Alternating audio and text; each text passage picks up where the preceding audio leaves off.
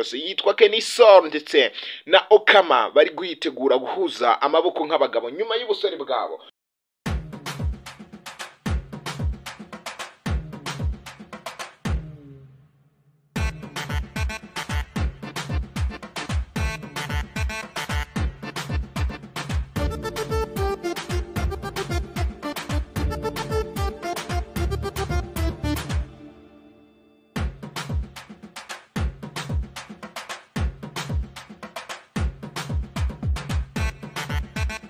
Abanyarwanda nkomeje kubifuriza rero umunsi mwiza ndetse mukomeze no kugira ibihe byiza.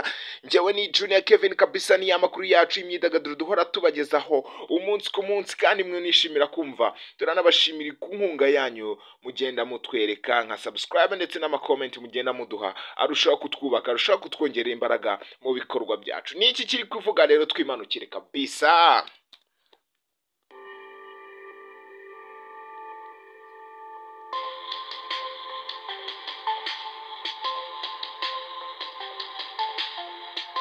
Aba ni abahanzi babiri bakomeye kabisa twamenye hano iwacu mu gihugu cy'u Rwanda. Ni abahanzi bakomeye bubatse amazina menshi, bitabiriye ibitaramo bigiye bitandukanye, bagiye bitabira ibiganiro bigiye bitandukanye. Ni abasore kandi bafite imbaraga mu mikorere yabo kabisa, berekana ko bashoboye icyo barimo kabisa, bazi n'icyo barimo, basobanukiwe na buri kimwe cyose. Yitwa Kenisol ndetse na Okkama bari guhitegura guhuza amaboko nk'abagabo nyuma y'ubusore bwabo. Mwibutse ko abangaba ubu ngubu mu minsi mikeya Kenisol araba yitwa papa, ndetse Okkama we yamaje kwitwa papa, byararangiye kabisa.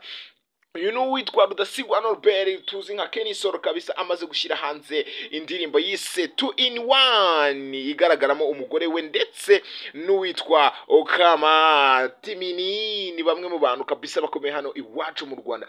Kenisol rero ikintu nababwira, nyuma yuko mbere yuko asohora indirimbo 2 in 1 yaramaze kujya ku mbuga nkoranyambaga, arangije ashimira umugore, aramubwira ati hari byinshi wahinduye muri njyewe, hari byinshi wakoze muri njyewe kabisa, hari byinshi byangize uwondi uyu munsi wa none, byinshi amushimira. Ni nyuma yuko umugore we atwite umwana wabo wa mbere hafi kwibaruka rwose. Kenisol mu minsi mike turaba tumwita mama papa runaka ndetse na mama runaka azaba ahari. Ni ibintu rero byiza bishimishije. Aba ni bamwe mu bantu basezeye rwose ubusore.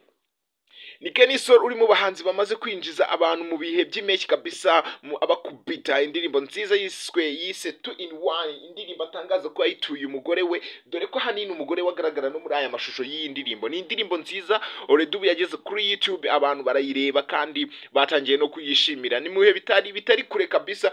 Kenisol aradutamo indi ndirimbo, aravuga ati ngiye mbafite imishinga myinshi itandukanye, ngiye kubashimisha kabisa. Nyuma yo kwinjira muri 1.55 am Kenisol kabisa atangiye ibikorwa bye.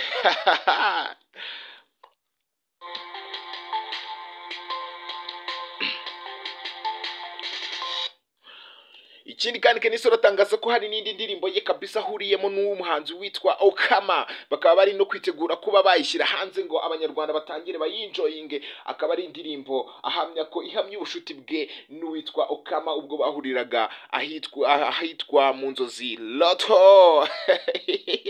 Aba basore rero babashije kuba bakora indirimbo, akaba ari indirimbo bagiye kudutamo mu minsi mike. Bavuga ati dufite ubushuti n'imikoranire kabisa birakomeje, kandi ni ibintu byiza, kandi nk'abantu nkatwe nk'abagabo kabisa ubu ngubu tumeze neza. Uyu ni Okkama wabitangaje ubwo iwe yarayivugiraga ko we n'umugore we Tracy Teta bameze neza kabisa. Uri na Kenisol akavuga ati nanjye nakunda Alliance Ivete, natwe tumeze neza, turishimye cyane, turi no kwitegura umwana wacu wa mbere. Kenisol rero ni umwe mu bahanzi tuzani iwacu mu Rwanda byatari kabisa.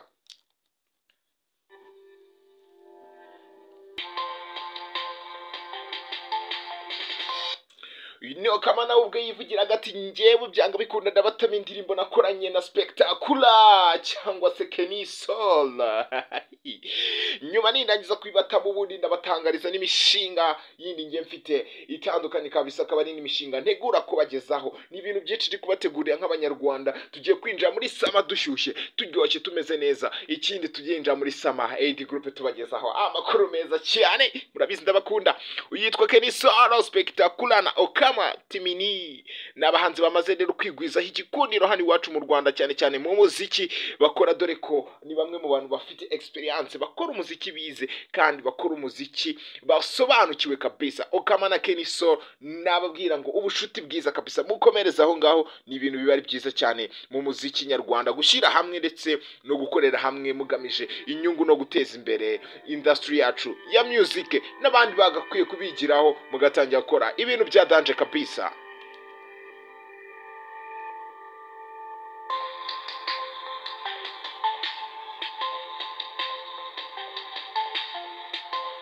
Ndababwira ngo nta kindi kintu cyonyine mbasaba uretse inkunga yo gukora like ndetse na comment, subscribe, ubundi ukareba ukuntu twikorera utuntu twacu nka AD Group.